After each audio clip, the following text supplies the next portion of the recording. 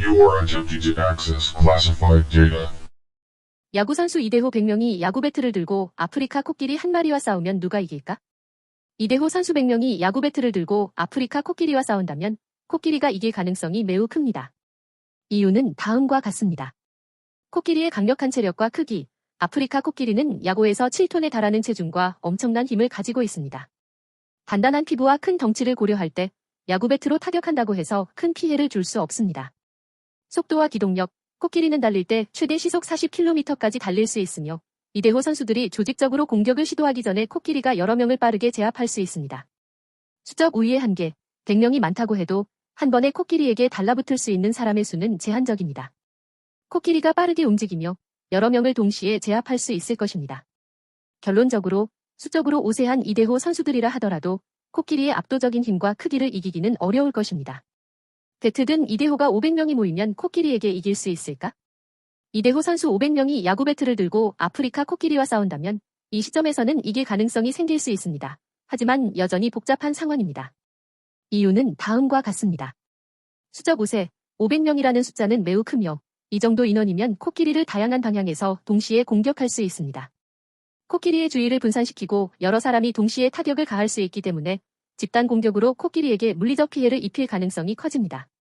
피로도 문제, 코끼리는 큰 체력을 가지고 있지만 지속적인 공격을 받으면 결국 피로하거나 부상을 당할 수 있습니다. 500명이 번갈아가며 공격한다면 코끼리가 이를 견디기 어렵게 될 가능성이 높습니다. 공간 문제, 500명이 충분히 효율적으로 배치되어 코끼리에게 접근할 수 있다면 이대호 선수들이 수적 우위를 제대로 활용할 수 있습니다. 하지만 공간이 협소하거나 비효율적으로 움직이면 여전히 일부만이 효과적으로 코끼리에게 타격을 줄 수 있습니다.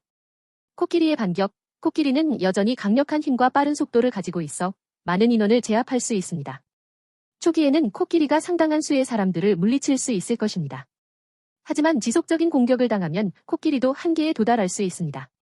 500명의 이대호 선수들이라면 수적 우위를 극대화하고 적절히 조직된 공격을 통해 결국 코끼리를 제압할 가능성이 있습니다. 하지만 코끼리의 힘과 크기 때문에 여전히 상당한 피해가 발생할 것입니다. 코끼리를 제압하는데 이대호가 몇 명쯤 희생될까? 이대호 선수들이 아프리카 코끼리를 제압하는 과정에서 희생자는 상당할 것으로 예상됩니다. 구체적인 숫자는 전투의 상황에 따라 다르겠지만 주요 요인을 고려할 때 다음과 같은 추정을 할 수 있습니다.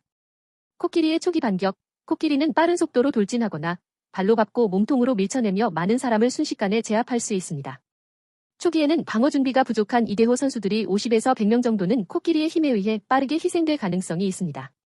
지속적인 피해, 전투가 길어질수록 코끼리는 강력한 반격을 계속할 수 있습니다. 특히 야구 배트로 코끼리의 방어력을 뚫기 어려운 상황에서 계속해서 공격하려는 이대호 선수들이 코끼리의 움직임에 의해 희생될 가능성이 높습니다. 이 과정에서 추가적으로 100에서 150명 정도가 희생될 수 있습니다. 코끼리의 약화, 코끼리가 계속된 공격으로 지쳐갈수록 반격력이 약해지겠지만 그 전에 코끼리의 엄청난 힘을 감안할 때 총 200에서 300명 정도는 희생될 수 있을 것입니다. 코끼리를 제압하는데 이대호 선수 200명에서 300명 정도가 희생될 가능성이 큽니다. 결론. 배트든 이대호가 100명이 모여도 코끼리를 이길 수 없다. 500명이 모이면 이길 수는 있겠지만 200명에서 300명이 희생될 수 있다.